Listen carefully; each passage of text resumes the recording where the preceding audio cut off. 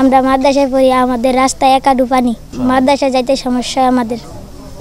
আমি বর্তমানে স্কুলে পড়ি, কিন্তু আমাদের এই রাস্তায় যে পানি, এই পানিতে আমি স্কুলে যেতে পারি না। অনেকদিন যাবত প্রায় পানি আমাদের এই রাস্তায় অনেকদিন যাবত স্কুলে যেতে পারি না, এটাই হলো সমস্যা।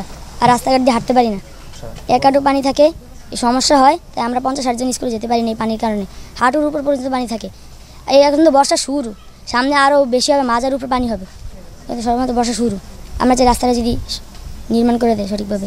আবার যে বাচ্চারে আজকে 4-5 দিন জ্বর, এখন এই যে বর্ষা, তারপরে এই রাস্তায় একাডু পরিমাণ পানি সরার মতো কোনো পথ নেই, এই কারণে বাচ্চারে হসপিটাল নিতে পারি নাই। এখন একটু কম পানি আছে, আজকে নিছিলাম, ওর অবস্থা খুব ক্রিটিক্যাল, ডেঙ্গু জ্বর ধরা পড়ছে।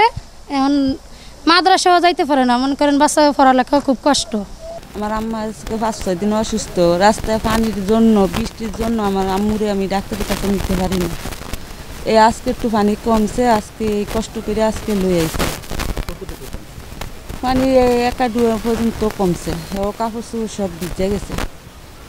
এই অসুস্থ মানুষ কেমনে ডাক্তারের কাছে পানি কাজি দিয়ে নি, রোগ জীবাণু পারে না। বৃষ্টি বাদল হইলে পানি কাজির মধ্যে কোনো সামান্য জ্বর হইলে যে পানি না থাকতো আমরা ওষুধ বড়ি নিয়ে খাবাইতাম। পানির কারণে আমরা রোগ আরও গাড়ে হেলাই, পানি বাড়িতে চাই না কেউ, আমরাও বাড়িতে চাই না, একটা বাচ্চাও ফাড়াইতে পারি না পানির জন্য। আমাদের এই জায়গায় জনজীবনে খুব দুর্ভোগ অবস্থায় আমরা আছি। আজকে 16-17 বছর ধরে সকল রাস্তাঘাট হয়, কিন্তু এই রাস্তাঘাটটা হয় না। অনেক দিন ধরে এই রাস্তার শুনি বাজেট হয়, কিন্তু এই বাজেট অন্য জায়গায় নিয়ে কাজ হয়ে যায়। কিন্তু আমরা 200 থেকে 300 পরিবার পানিবন্দী আছি এই রাস্তার ভিতরে। আমাদের দিকে প্রশাসনের সুদৃষ্টি তাকানোর জন্য দেখছি আমাদের বাচ্চা স্কুলে যাইতে পারে না, মাদ্রাসা যাইতে পারে না, আমরা মসজিদে নামাজ পড়তে আসতে পারি না।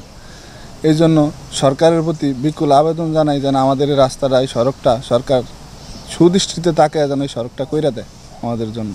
আমি মসজিদের ইমাম, বাড়ি থেকে রাস্তা দিয়ে আসতে আমাদের খুব কষ্ট হইতেছে।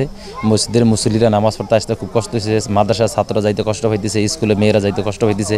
একাডুর পানি পরে আমরা 1-10 পরিবার, যদি সরকার আমাদের উদ্দেশ্যে যদি আমাদের রাস্তাটা করে দেয়, আমাদের জন্য চলাফেরা, মসজিদে মুসল্লিরা আসার জন্য, নামাজ পড়তে খুব উপকৃত হবে।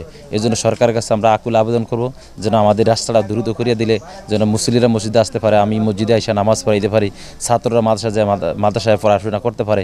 এজন্য সরকারের কাছে আকুল আবেদন থাকবো, আমাদের এই রাস্তাটা করার জন্য বিশেষভাবে আকুল আবেদন থাকবে মুসলিমের পক্ষ থেকে, আমাদের পক্ষ থেকে, ছেলে সন্তানের পক্ষ থেকে, মাদ্রাসা ছাত্রদের পক্ষ থেকে। গরু বাছুর নিয়ে যায় না, ছাগল গরু ভাল চাই না, বাইক থেকে মনে করেন ছাগল ভালো বাইক কিছু বাইক করতে না, লোকজন যায় না। এর আগে দিয়ে একটা লোক মনে করেন পানিতে রাস্তা হয়ে গেছে, পানি থেকে মনে করেন মারা গেছে। কথা বলতে দেশের লইগিয়া মনে করেন জনগণের লইগিয়া সে মনে করেন রাষ্ট্র চলবো, যদি রাস্তাঘাট যদি না থাকে তাহলে জনগণ কি আমরা কি 5 মণ চাউল চাই যে আমরা 5 মণ চাউল দেন, 10 মণ চাউল দেন, এটা দেন, ফেটে খাতনি রাস্তাঘাটটা তো মনে করেন একুট চলাহিরার জন্য তো আমরা একুট থাকবো, সেটাও তো আমাদের জন্য একুট হয় না। যে সরানোর ব্যবস্থা তো করতেইব, এটা তো স্বরাষ্ট্র ব্যবস্থা, ওটা পানি গাড়ি রাস্তাঘাট সব জায়গায় ডুবিয়া ফলাইন কিছু মনে করেন কোনো স্কুল মসজিদ যাইতে না, অনেক কানি মনে করেন ছায় রাস্তা বুড়িয়া গেলে ফলান যাইতেছে না। ওদিনকে আমার একটু বাইর বেরিয়ে গেছে, মনে করেন বই খাতা ছবিয়া পড়ছে। দেশের কি মনে করেন এডি কথা বলছেন। এখন আপনাদের দ্বারা আমাকে আবদার, সরকারের দ্বারা আবদার, মানে এই জিনিসটা যেমনি হোক সৌন্দর্যভাবে করিয়া আমাদের দেখ ফুলাইন স্কুল ও মাদ্রাসাত ফুলাইন যে যাইতারে